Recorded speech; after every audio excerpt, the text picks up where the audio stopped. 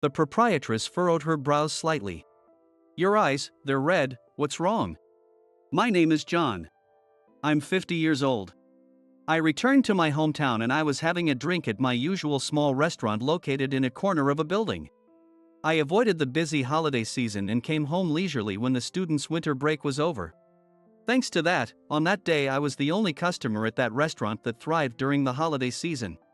My phone notified me of a message. When I looked, there was some good news. Emily, do you have any expensive liquor?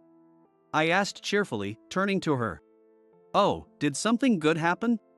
Emily, the proprietress of the restaurant, who recently turned 48, smiled warmly. Her skin still looked vibrant. Her eyes, which had been gentle since she was young, were softened a bit with age, making her look even kinda. Her smiling lips were plump and full. Her black hair was tied back, highlighting her well-shaped face. As I chose the liquor bottle she offered, I suppressed a grin. My daughter decided to get engaged. I said, pointing to one of the liquor bottles. Wow, congratulations. Let me treat you to a drink. You've always taken care of me and this restaurant. I interrupted her cheerful words. Oh no, this is my own celebration. If you're celebrating with me, would you join me for a drink? She smiled and nodded, reaching for her own glass. At that moment, my phone vibrated again. It was a phone call. Excuse me, I said to her, and answered the call. The caller was Bob, a longtime friend from high school whom I met every time I came back here. Bob? What's up? We were supposed to meet the day after tomorrow. Maybe he had a change of plans. Hey, do you remember Mike? Then I recalled my high school memories. Of course. He was a smart student and the student council president as well. Yeah, I just ran into him, and when I mentioned meeting you the day after tomorrow, he got interested and suggested turning it into a mini reunion. I had never seen Mike after graduation. After graduation, I got a job in my hometown, and a few years later I moved to New York. Although I received reunion invitations, I never attended. I'm fine with that, but it's kind of awkward, it's been too long. I chuckled, and so did Bob. Sorry, man. He can be pretty pushy. It might end up being about 5 of us. Do you know a good place? Mike said to leave it up to you.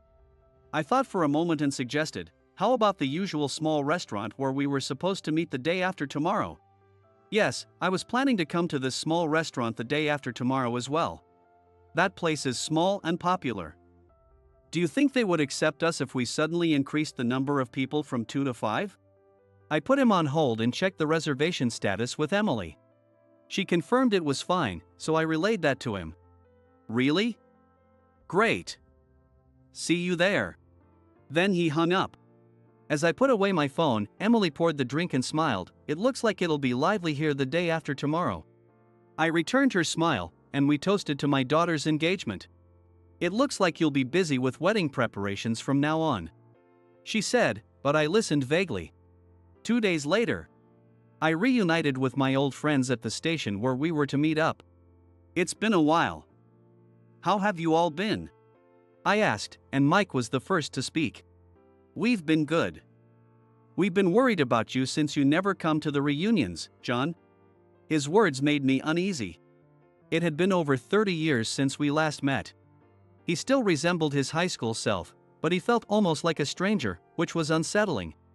You worked at a hotel after graduating from college, right, Mike? John, he's really an elite guy. Everybody knows about the college. And he worked at that high-end hotel. Meanwhile, we're high school graduates working our tails off. Sensing my discomfort, Bob chimed in with some self-deprecating humor. Mike seemed pleased. Well, working at a hotel meant tough night shifts.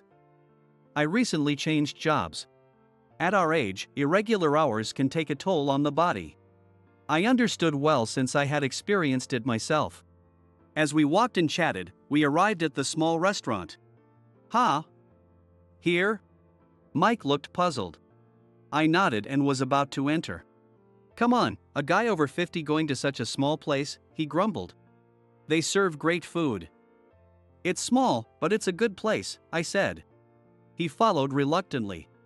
When I entered, Emily greeted me with a smile and showed us to the private room in the back. She is quite the beauty," Mike quipped with a grin. I ignored him and opened the menu. Emily had prepared the meal within our budget, so I focused on selecting drinks. The two others joined us later, and once everyone had their drinks, we toasted. I took a bite of the appetizer. As always, it was perfectly seasoned and delicious. While I was savoring it, Mike commented,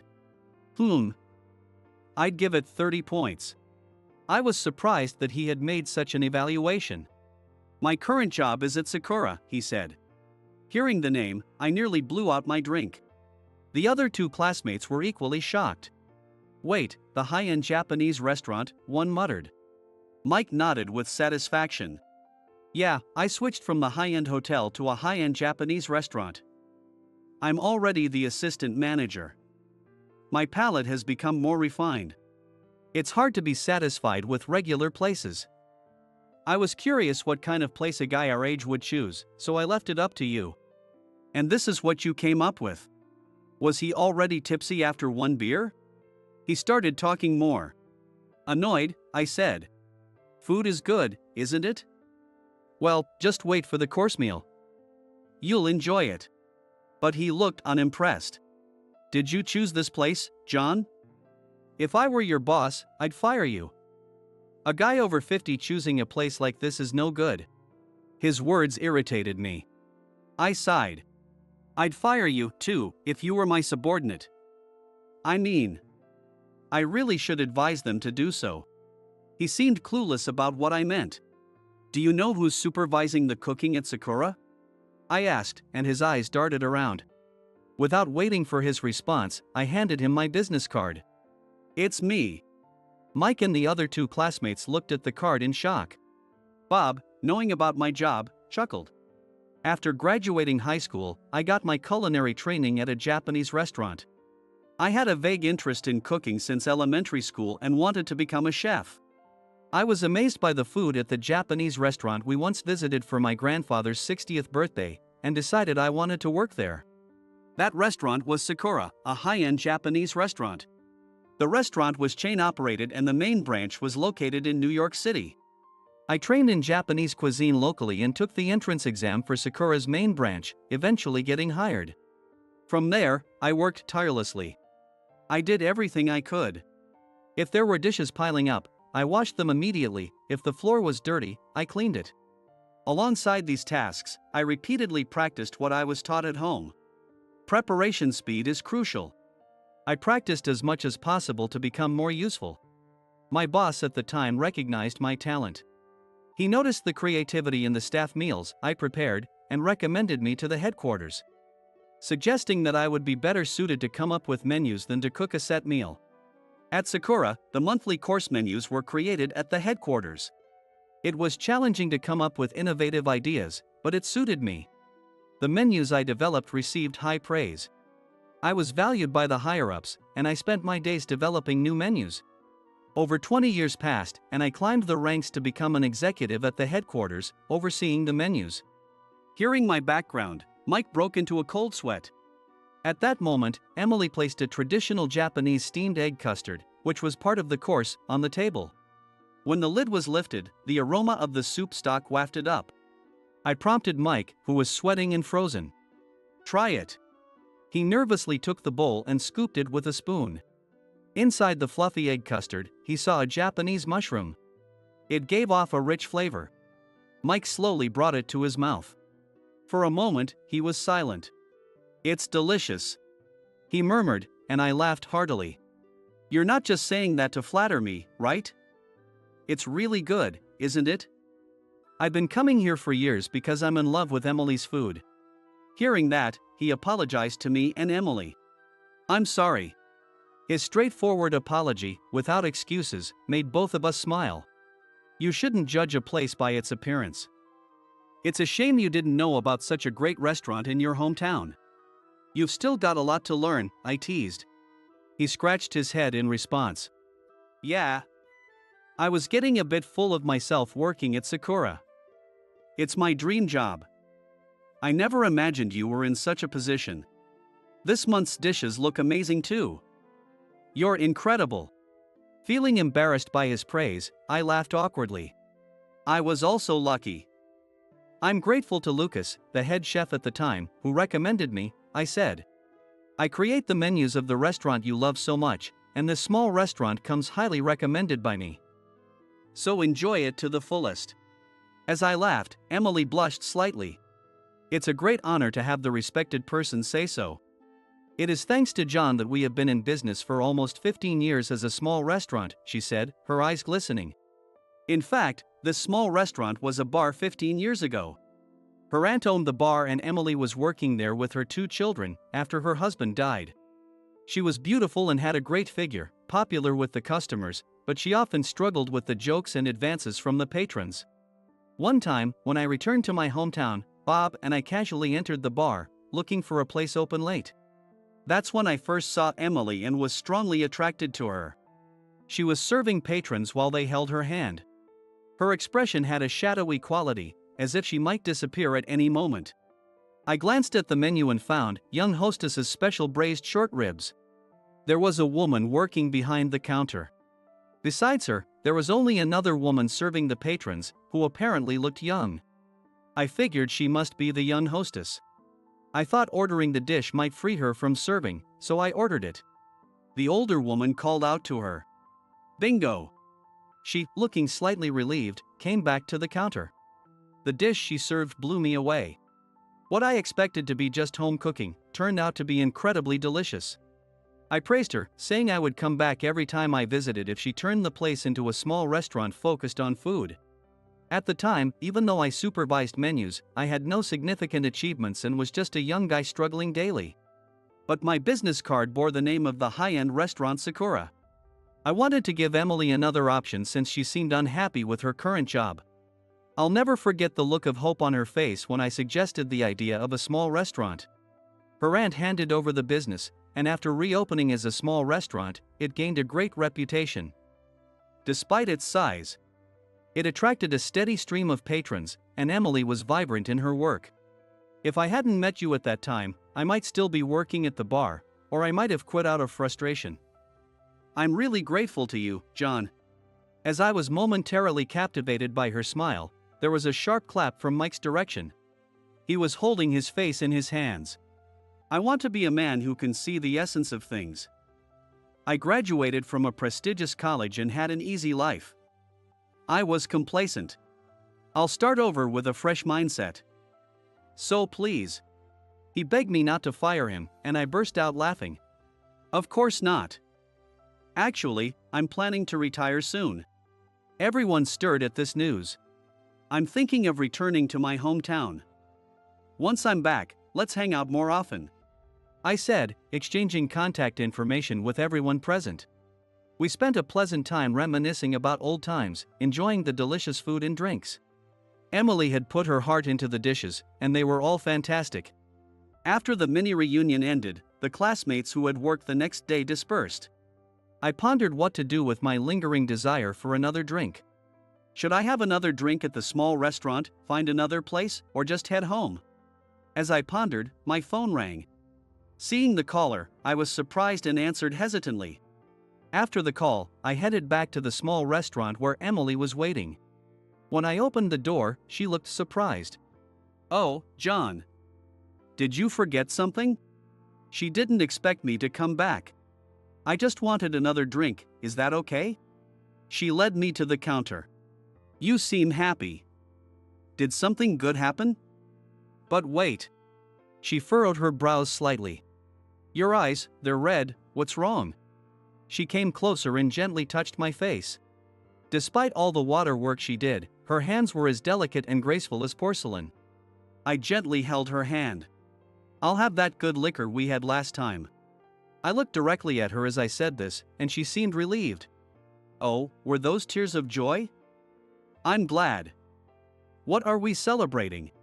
She said, returning to the counter and picking up the bottle. I sat down at the counter, slowly removed the ring from my left hand, and placed it on the counter. Her eyes widened in surprise. She seemed unsure whether to ask about it. I knew she had been curious about the wedding ring on my finger. The truth is, I got divorced 19 years ago. Her eyes widened further, and she exclaimed, "What? I got married when I was 25. She was a woman I met through a friend's introduction. She was bright, pretty, and petite. We had a daughter soon after getting married.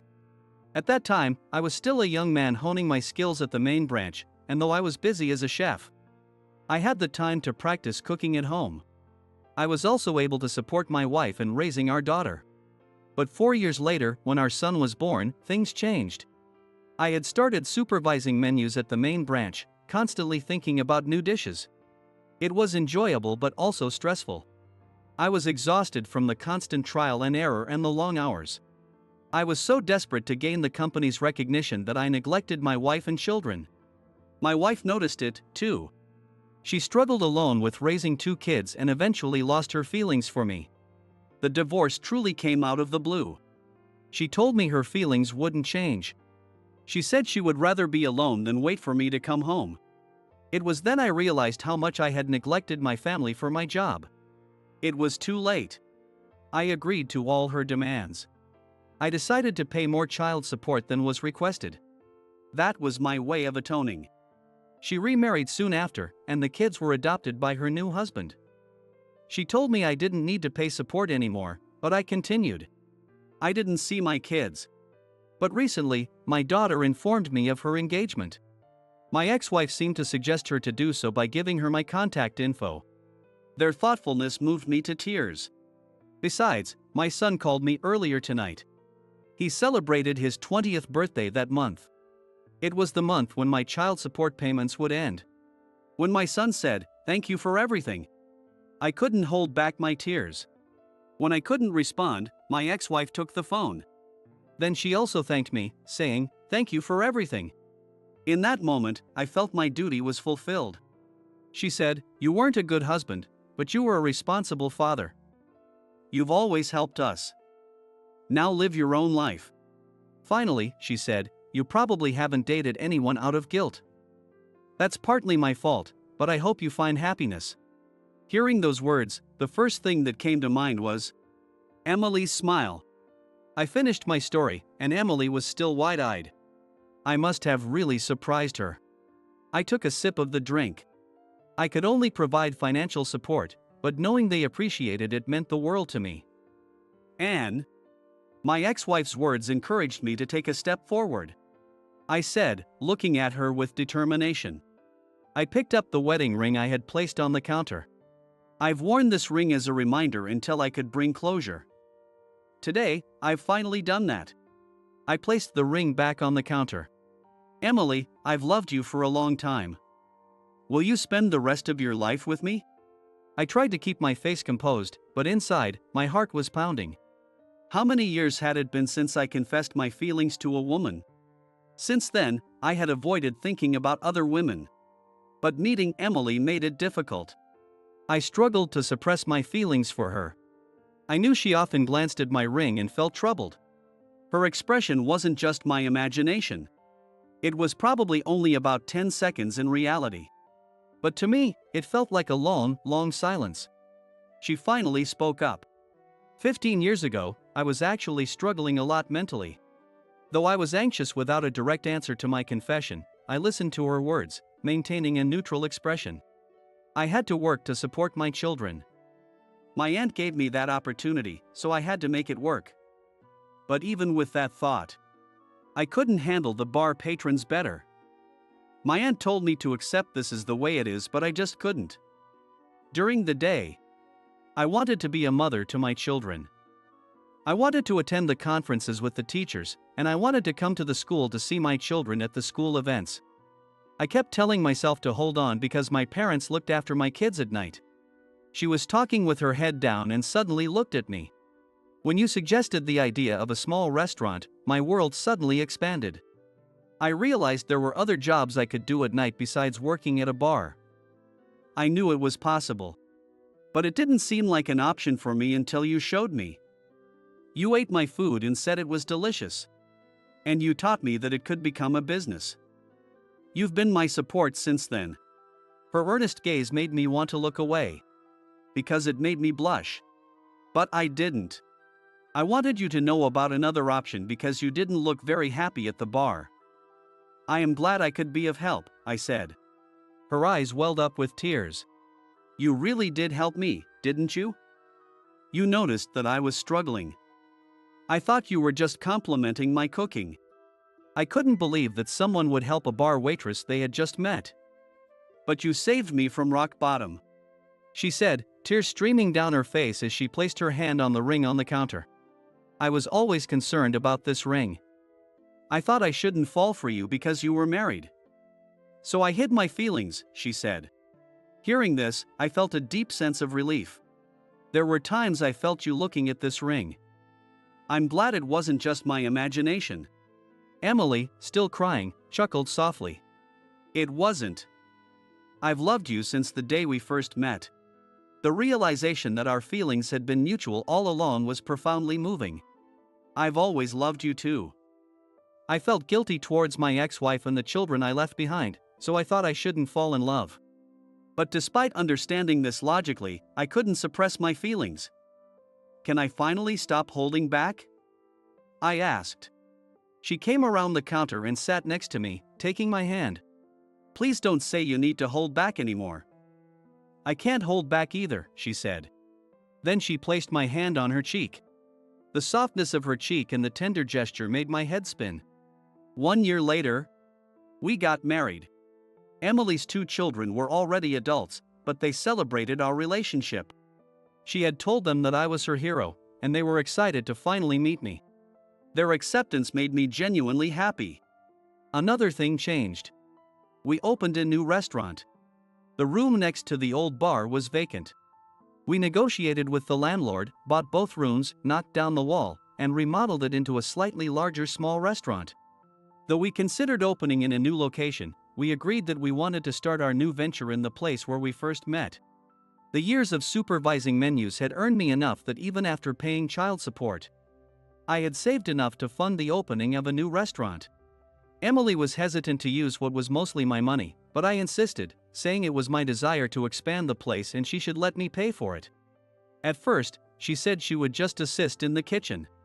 I can't compete with you as a chef, your skills are far superior, she said modestly. But that wasn't true. Since I had spent so much time creating innovative menus, I believed my practical cooking skills had declined. Chefs who cook daily can prepare more delicious dishes. Especially when it comes to home-style cooking, I think it would take me years to catch up to her. She thought I was joking, but I was serious. The customers who came to celebrate the opening were mostly her longtime regulars.